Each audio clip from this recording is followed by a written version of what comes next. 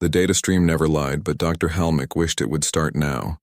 He stared at his screen in the xenobiology lab, watching another species profile populate the database. Earth, the newly discovered world that wanted to join the Galactic Council. Standard procedure required a full biological survey before any planet could be approved for membership. Halmick had done 43 of these surveys in his career. They were usually boring. Most worlds had prey animals, a few small predators, and maybe one or two species that required caution. Earth was different. His assistant, a young researcher named Pix, floated over to his workstation. Her species communicated through color changes in their skin, and right now she was flashing concerned yellow patterns. "Sir, the computer keeps flagging errors in the Earth data. Should I run another scan?" Halmick shook his head, his four eyes blinking in sequence. "No errors. The data is correct. Earth is just unusual." Unusual was a gentle word for what he was seeing. The database had logged over 400 apex predators. 400. His own homeworld had 7. The galactic average was 12. He pulled up a file at random. Bears. The description made his skin crawl. Adult specimens could weigh 300 kilograms or more. They had claws as long as his hand that could tear through flesh and bone. Their bite force exceeded most industrial tools. They could run faster than most escape vehicles. And they were found on multiple continents across Earth. "How did intelligent life evolve here?" Pix asked, reading over his shoulder. Her skin had shifted to confused purple. Halmick pulled up another file. Wolves, pack hunters with cooperative strategies that would impress military commanders. They could track prey for days, work together to bring down animals twice their size, and had successfully hunted alongside the most dangerous predator Earth had ever produced. Humans.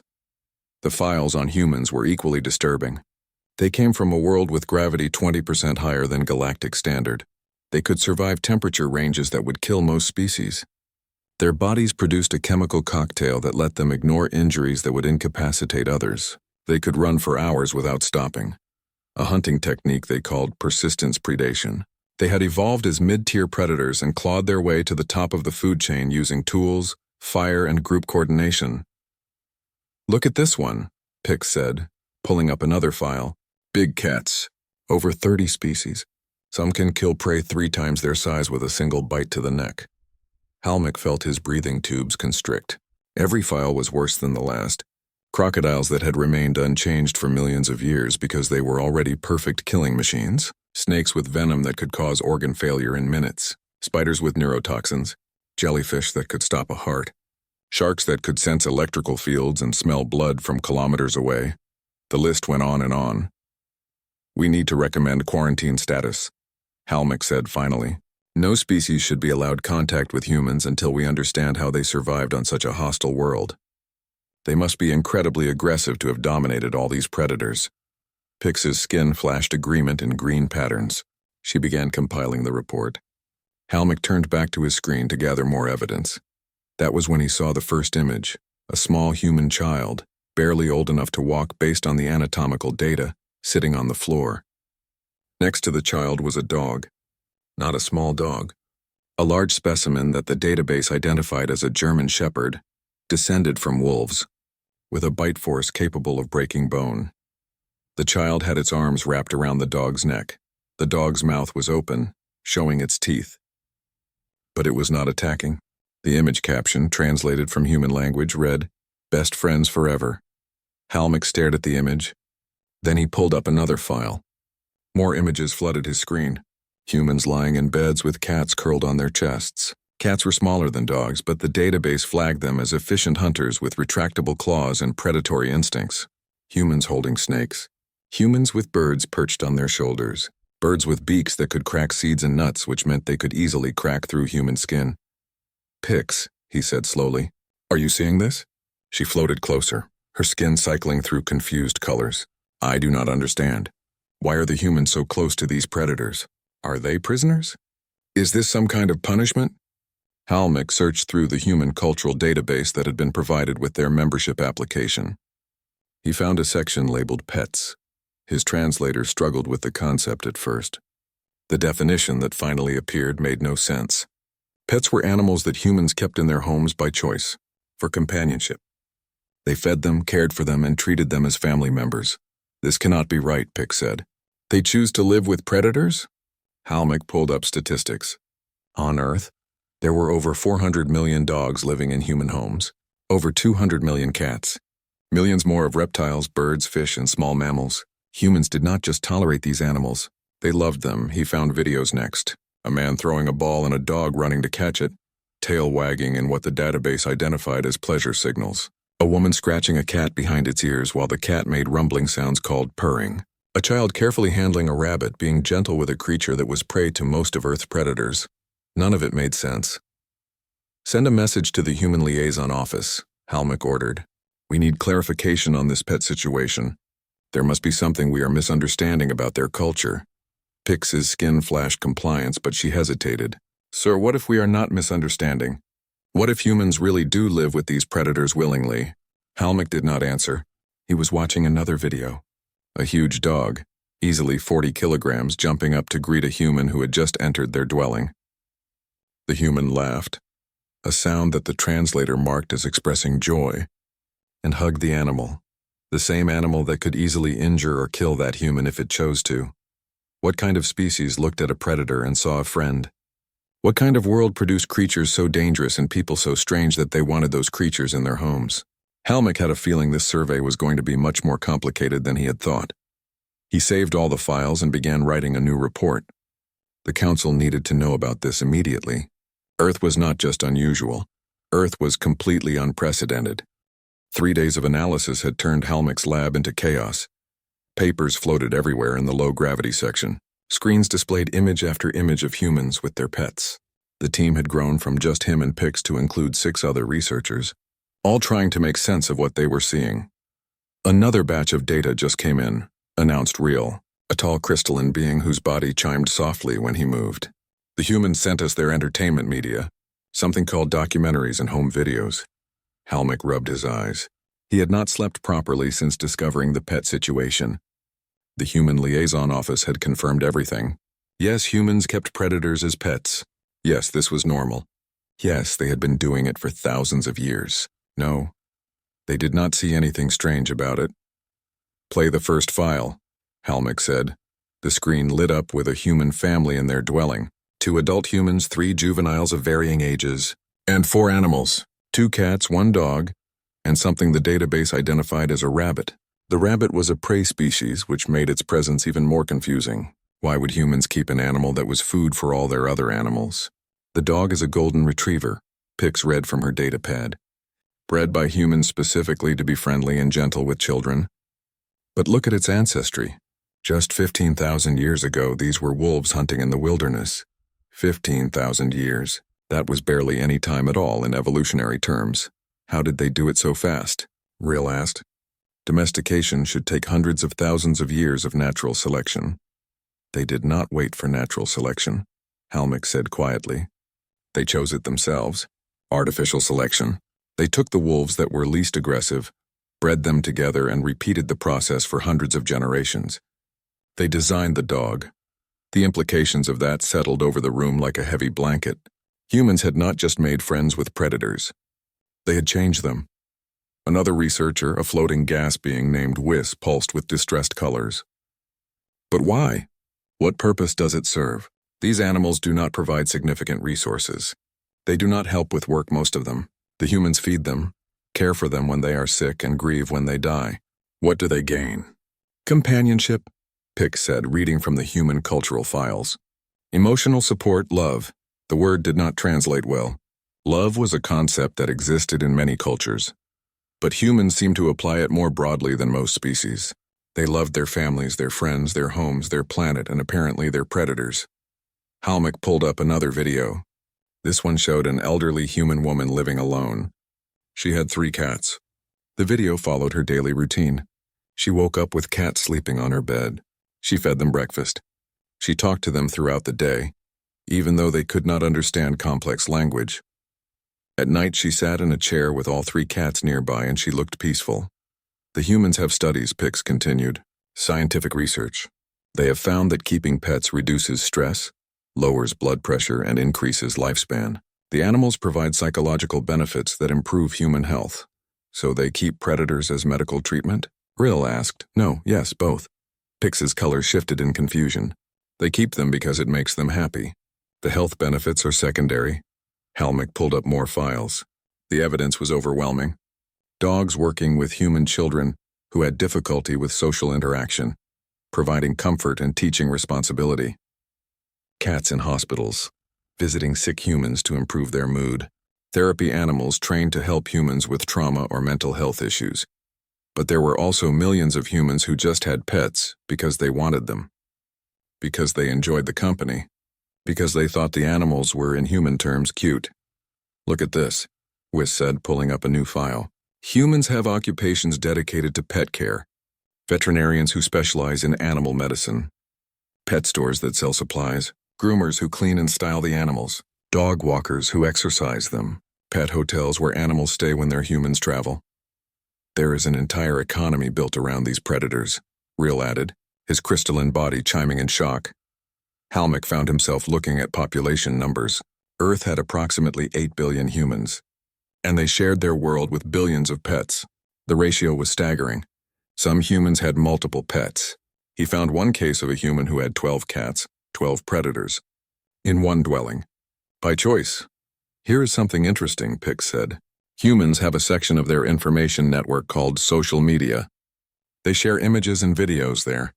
Want to guess the most popular content? Helmick had a feeling he knew the answer. Cats, Pix confirmed. Millions upon millions of images and videos of cats doing normal cat activities. Sleeping, playing, sitting in boxes. And humans consume this content daily. They find it entertaining. She pulled up a video that had been viewed 300 million times. It showed a cat jumping and missing its landing, falling into a box. The human filming it was laughing. The comments below the video were full of humans discussing how funny and adorable the cat was. I do not understand humor based on predator failure, Rill said. None of them did. That was the problem. Every piece of data they gathered made Earth more confusing instead of less. Helmick stood and walked to the large display screen. He pulled up side-by-side comparisons. On one side, images of Earth's predators in the wild. Wolves hunting deer, bears catching fish, big cats stalking prey. These were efficient, deadly creatures shaped by millions of years of evolution. On the other side, images of these same species as pets. Dogs playing fetch, cats sleeping in sunny windows. Humans had taken these hunters and turned them into companions.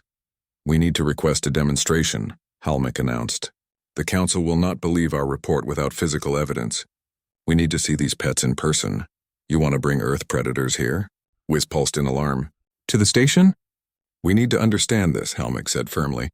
We need to see how humans interact with these animals. We need to witness the relationship ourselves. Pix's skin shifted to worried orange. What if the animals are dangerous? The humans claim they are safe, Helmick said. If we are going to approve Earth for council membership, we need to trust that they know their own planet's creatures. He was not sure he believed that. But he needed to see it with his own eyes. Because right now, looking at all this data, he had a disturbing thought. Maybe humans were not the most dangerous thing on Earth. Maybe the most dangerous thing was how humans made other dangerous things safe.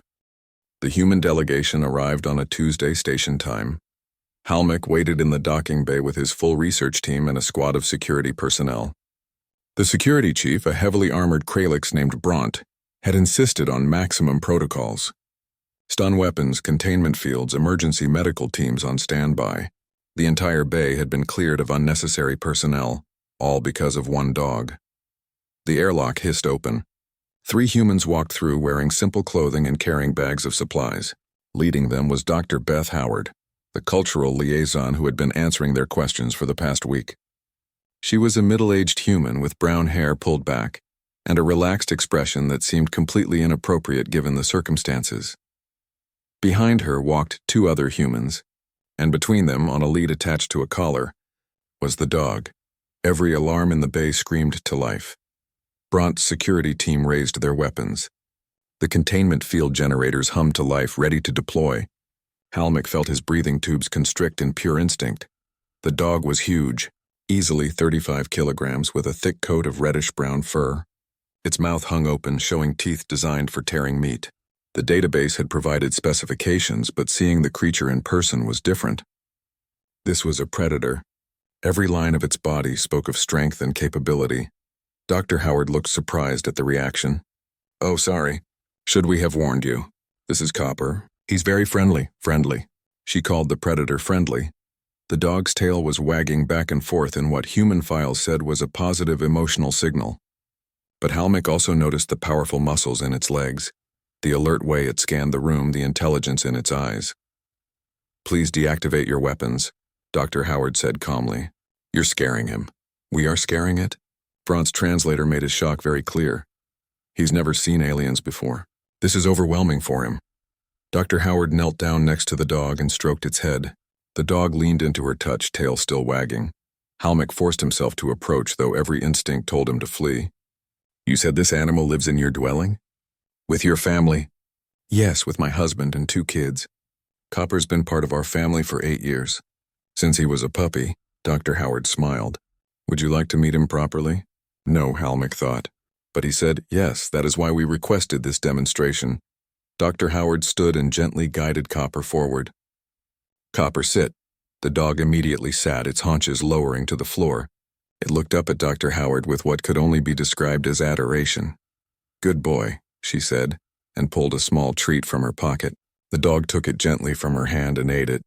"You train them?" Pix asked from a safe distance. "Of course. Dogs are smart. They want to learn, want to please their humans. Copper knows about 40 commands. Sit, stay, come, lie down, roll over, shake hands." She demonstrated the last one. "Copper, shake." The dog lifted its right paw. Dr. Howard took it in her hand and moved it up and down. "That is a threat display," Real said, his body chiming nervously. "Offering a limb to show weapons." "It's a greeting," Dr. Howard corrected gently. "A way to say hello. Would any of you like to try?" Silence filled the bay. Finally, Halmick stepped forward. He had to do this. Had to understand. He approached slowly, watching the dog's body language. Copper watched him with curiosity but no aggression. The tail kept wagging. "Hold out your hand," Dr. Howard instructed. Palm up, fingers relaxed. "Let him smell you first." Halmick extended one of his forearms, hand trembling slightly. The dog leaned forward, its nose working. Halmick could feel the warm breath against his skin. Then the dog's tongue came out and licked his palm. Halmick jerked back in shock. "He likes you," Dr. Howard said, laughing. "That's how dogs show affection." "It tasted me," Halmick said. "He's gathering information. Dogs experience the world partly through taste and smell. He's learning about you." She gestured for him to try again. "Pet his head." Gentle strokes. Halmick reached out again, moving slowly. His hand made contact with the dog's fur. It was soft, warm. He stroked gently, the way he had seen in countless videos.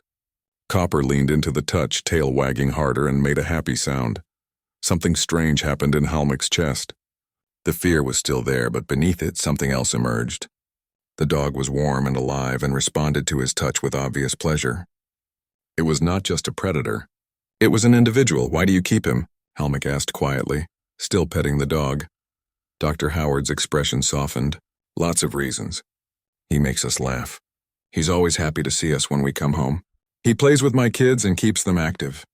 He alerts us when something's wrong. But mostly, she knelt down and hugged the dog, who immediately tried to lick her face, because he's family. We love him." Brant approached cautiously, his armor clinking. "But it is dangerous. The database shows bite force capable of serious injury." "Sure, he could hurt us if he wanted to," Dr. Howard agreed. "But he doesn't want to. We raised him with love and proper training. We taught him what's acceptable behavior and what's not. We made sure he got exercise, good food, veterinary care. In return, he gives us loyalty and companionship. What if he reverts to wild instincts?" Real asked. "He won't. Dogs have been with humans for 15,000 years. They're not just tamed wolves anymore. They're a different species that evolved alongside us.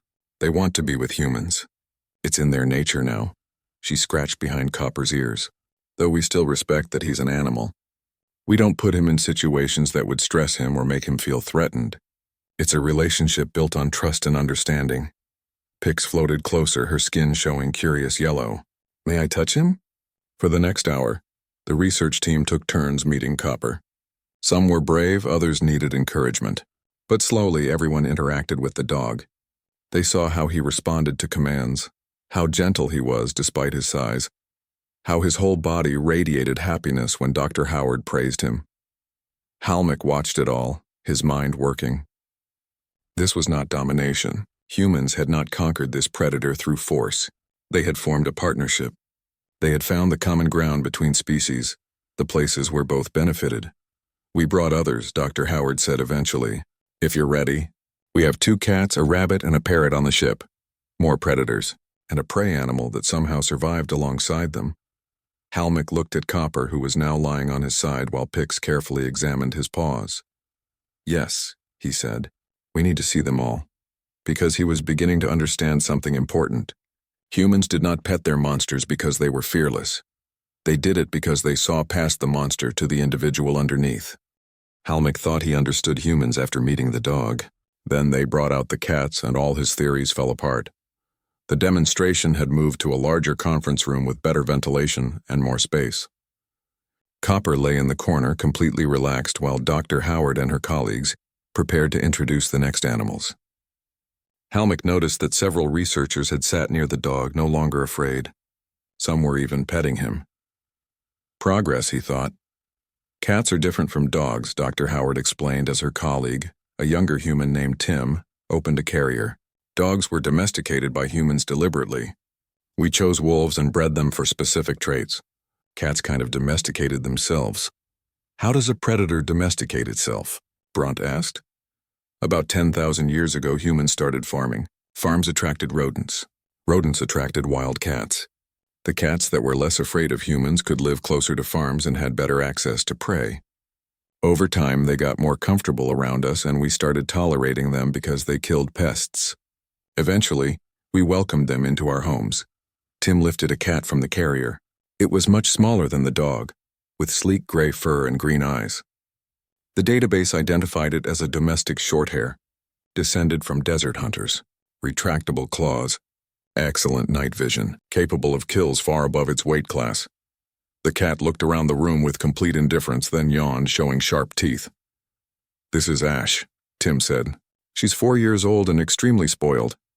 The cat made a sound somewhere between a chirp and a meow. Tim set her on the table. Instead of running or hiding, the cat sat down, wrapped her tail around her paws, and stared at the assembled aliens with what looked like judgment. "She does not seem afraid," Pix observed. "Cats aren't afraid of much," Tim said with a grin. "That's part of their charm, and their problem." Dr. Howard lifted a second cat from another carrier. This one was larger, with long orange fur and a flatter face. "This is Butterscotch. He's a Persian. Humans bred this variety specifically for appearance and temperament." Butterscotch immediately tried to jump from her arms. Dr. Howard caught him and set him on the table next to Ash. The orange cat promptly lay down and began grooming himself, completely ignoring everyone in the room. Rill chimed in confusion. "Why do humans keep these? The dog at least showed affection and obedience. These creatures seem indifferent." "That's cats for you," Tim said cheerfully. "They're independent. They show affection on their own terms. You don't own a cat. The cat allows you to live with it. Then what is the benefit?" Halmik asked, genuinely puzzled. Dr. Howard smiled. "Come here. I'll show you." Halmik approached the table. Dr. Howard picked up Ash and held her out. "Support her back legs and hold her against your chest. Gently." Halmik awkwardly took the cat. It was warm and lighter than expected. For a moment the cat tensed. Then to his shock it started making a rumbling sound. The vibration traveled through its whole body. "She's purring," Dr. Howard said. "It means she's content. Cats purr when they're happy and relaxed." The sensation was strange but pleasant. The cat adjusted itself in Halmik's arms, kneading its paws against him. The claws extended slightly with each press, but not enough to hurt. "Why is it pressing its claws into me?" "That's kneading. Kittens do it to their mothers to stimulate milk flow. Adult cats do it when they're very comfortable and happy. It's a compliment." Halmik looked down at the small predator in his arms. Ash looked up at him with half-closed eyes, still purring. Something about the moment felt significant. This creature trusted him, chose to relax in his arms, found him safe. "Humans have studied this too," Dr. Howard continued. "The frequency of a cat's purr, between 25 and 50 hertz, can promote bone density and healing. Some researchers think cats evolved purring partially to help heal themselves and others around them. A predator that heals? Weiss pulsed in amazement. A predator that decided thousands of years ago that living with humans was better than living alone. Tim corrected. He scratched Butterscotch behind the ears. The orange cat rolled over, exposing his belly. That is a vulnerable position, Bront noted. Predators do not expose vital areas. They do if they trust you, Tim said. Though with cats, belly exposure can be a trap. Sometimes they want belly rubs. Sometimes they grab your hand and bite. You have to learn each cat's personality. Personality? Real asked. Every cat is different. Ash is friendly with everyone. Butterscotch only likes women. My cat at home hates loud noises but loves watching birds. They're individuals with preferences and moods. Halmick carefully set Ash back on the table. The cat immediately walked to Pix and rubbed against her floating form, leaving fur behind. She is marking me? Pix's color shifted to uncertain yellow. Claiming you as hers, Dr. Howard confirmed. Cats have scent glands on their faces. When they rub against you, they're marking you as part of their territory, part of their family. The research team took turns with the cats. Butterscotch fell asleep on the table, completely unconcerned by the aliens examining him. Ash moved from person to person, demanding attention and getting it. Halmick noticed something important. The cats gave nothing material to humans. They did not guard homes like dogs might. They did not produce resources. They were not particularly obedient. They existed in human homes simply because both species enjoyed the company. I found something disturbing in my research, Reel said, his crystalline body chiming softly.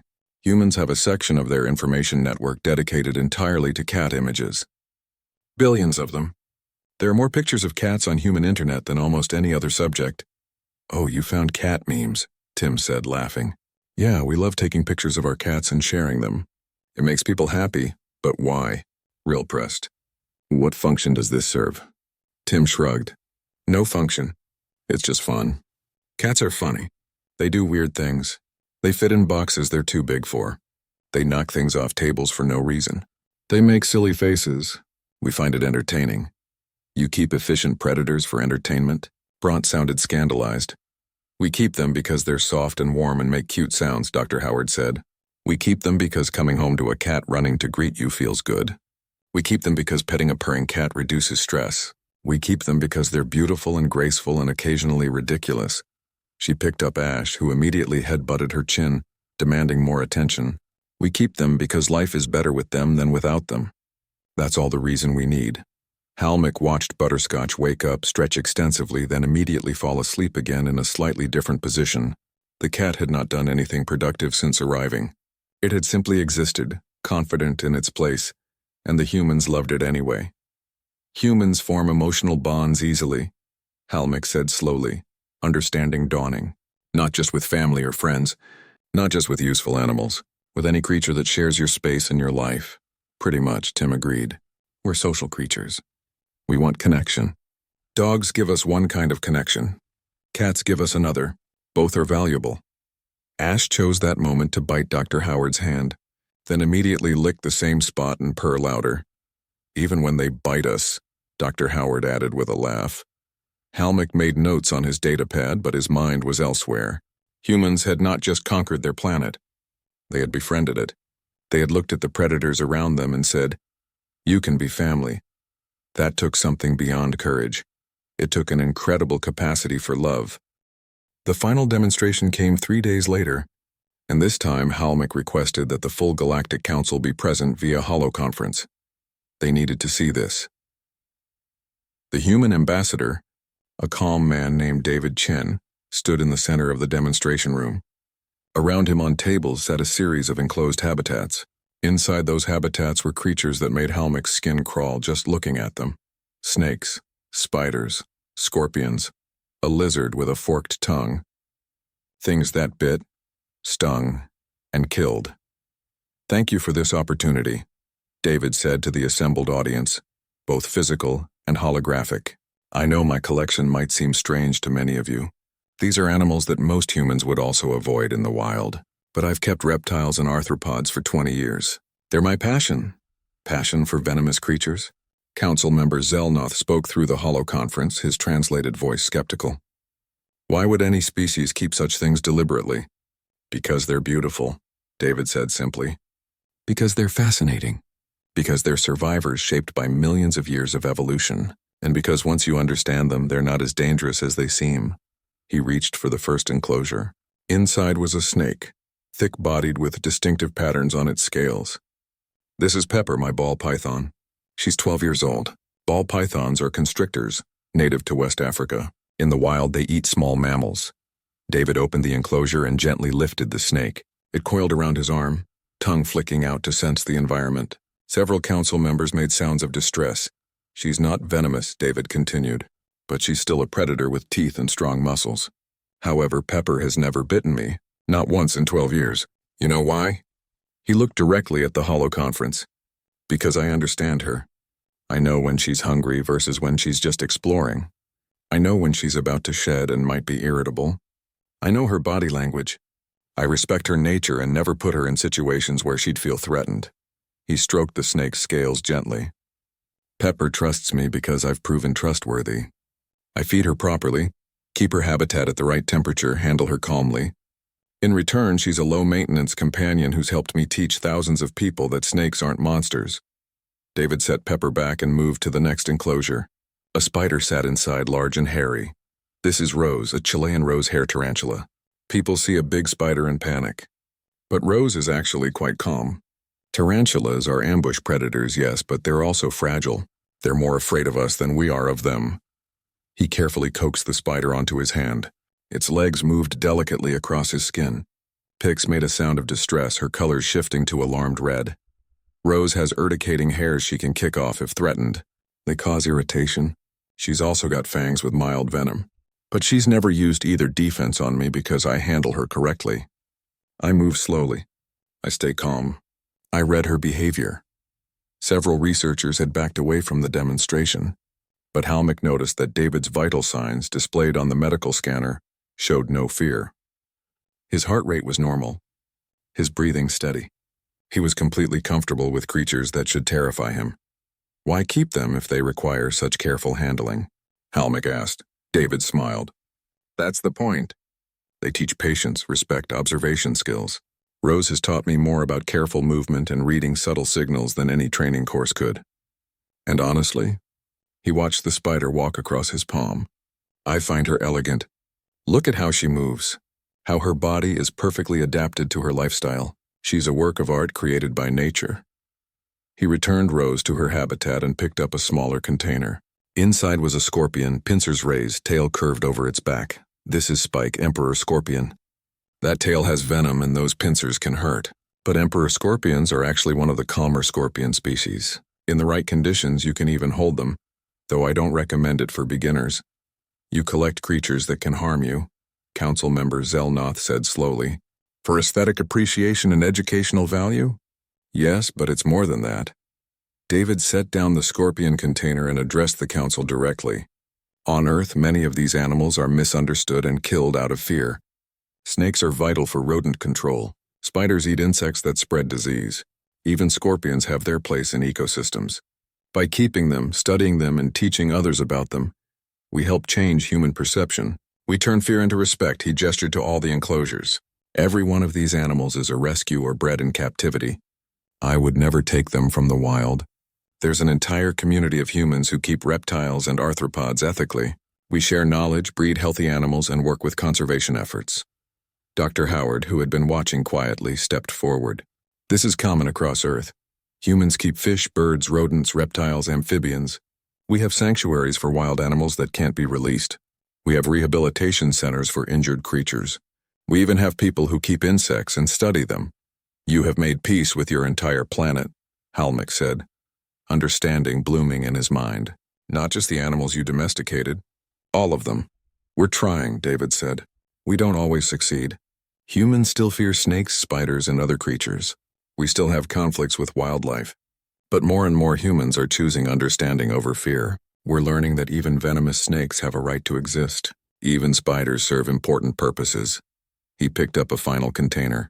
Inside was a lizard with blue coloring and a powerful build. This is my blue-tongued skink named Sapphire. Skinks have strong jaws and can bite hard if threatened, but Sapphire has learned that my hands mean food and safety. Watch. David opened the container and offered the lizard a piece of fruit on his fingers. The skink approached cautiously, then gently took the food.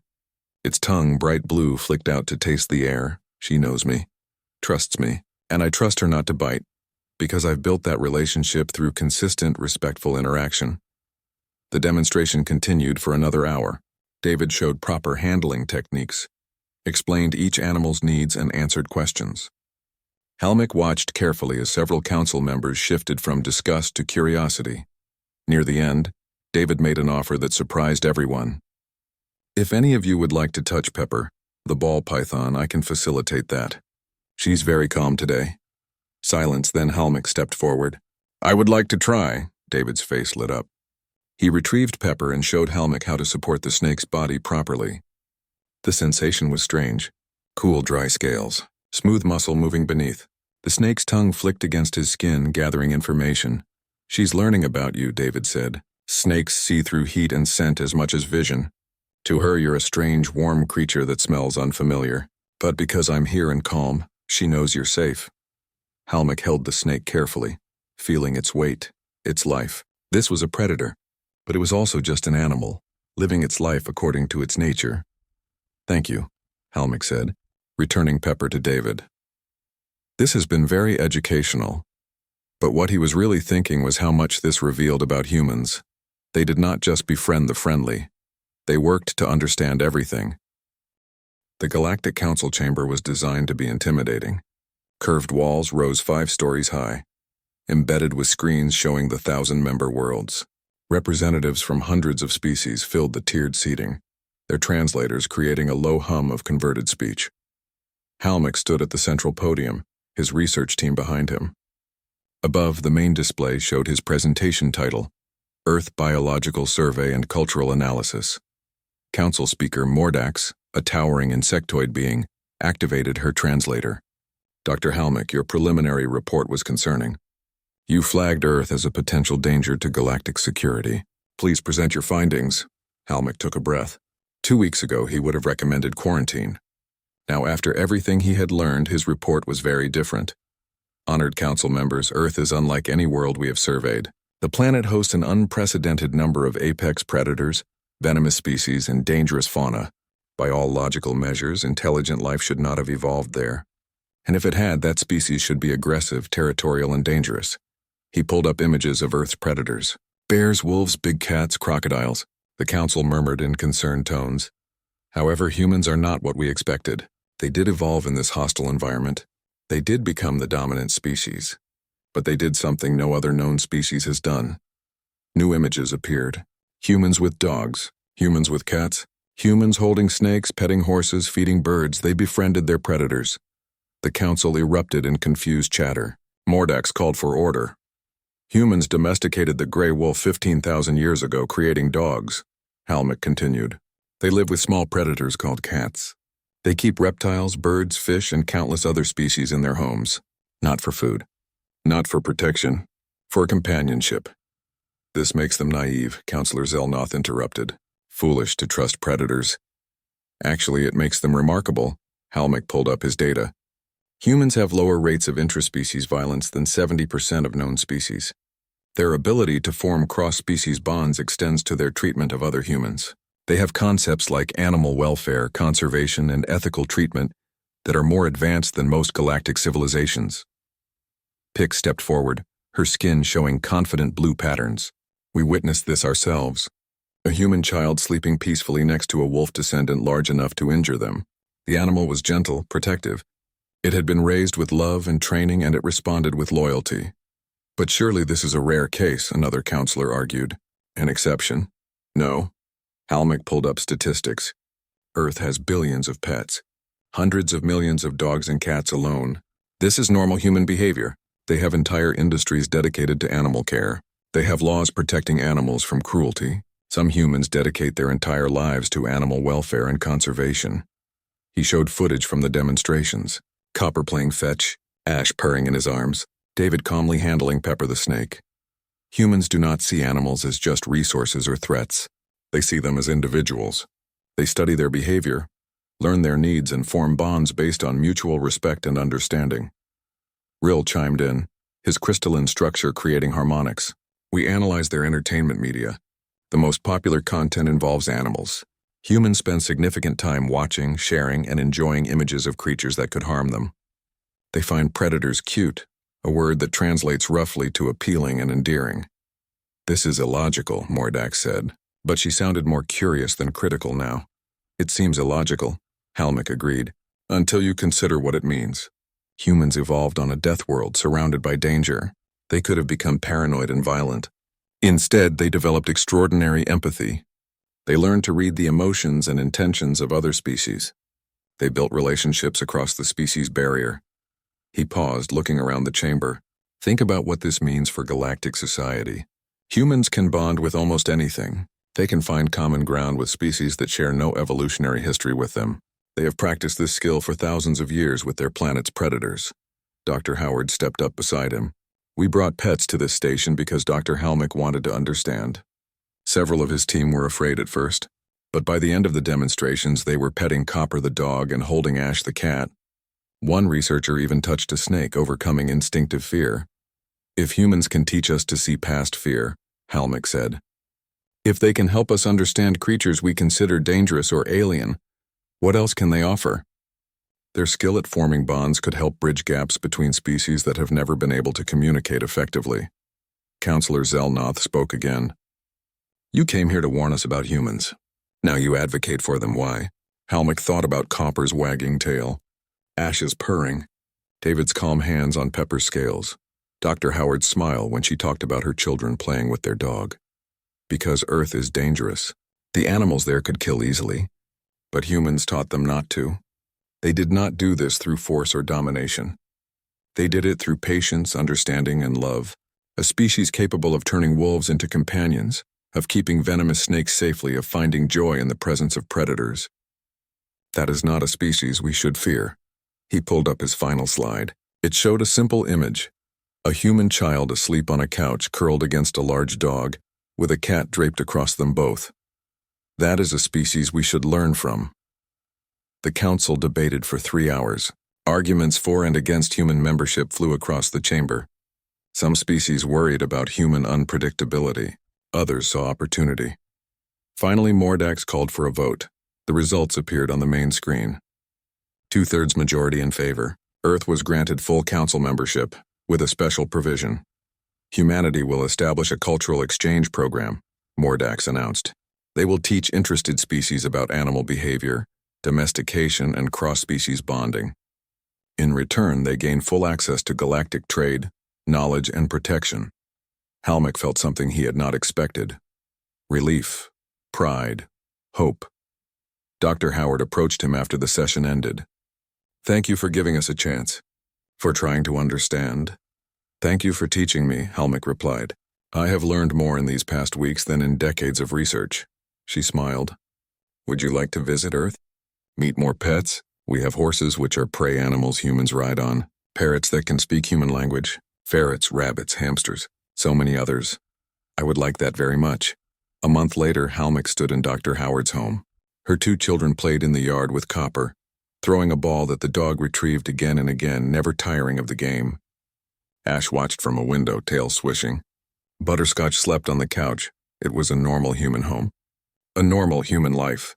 And it was extraordinary. Copper brought the ball to Halmik, dropping it at his feet.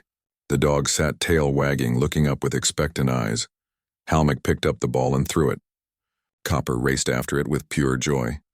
Good boy, Halmik said, and meant it. He finally understood. Humans did not pet their monsters because they were fearless. They did it because they refused to see monsters. They saw friends instead, family, individuals, worthy of love and respect, and maybe that was humanity's greatest strength. Not their ability to survive on a death world, but their ability to make that death world a home.